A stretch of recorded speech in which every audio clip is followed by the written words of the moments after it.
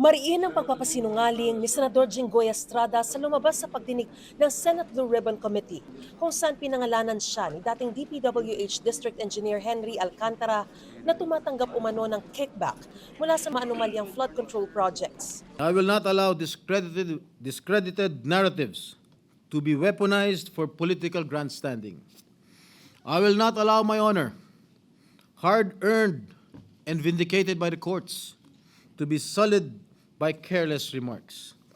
Ang inaalmahan ni Estrada ang pahayag na ito ni Senador Francis Pangilinan sa pagdinig.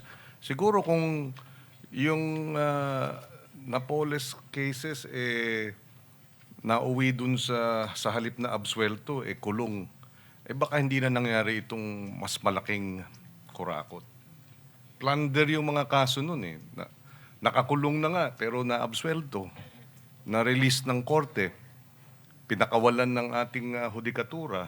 Walang pinangalanan si Pangilinan pero para kay Estrada, malinaw daw na ang tinutukoy ang kanyang kasong plunder kaugnay ng pork barrel scam noong taong 2013. There was no intention of maligning any senator with that manifestation. For the record, Mr. President, and again, humihingi tayo ng unawa kay Senator Jinggoy Estrada, wala pong personalan yung ating earlier manifestation. I hope he will understand.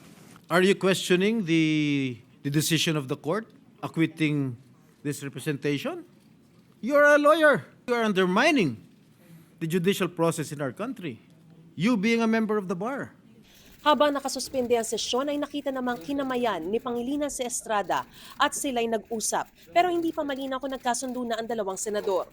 Si Senador Joel Villanueva naman na itinuro din ni Alcantara na tumatanggap umano ng kickback sa mga proyekto, idiniing wala siyang kinalaman sa umano'y anomalya sa flood control projects. Mr. Alcantara said, hindi po ako nag-request ng kahit anong flood control project.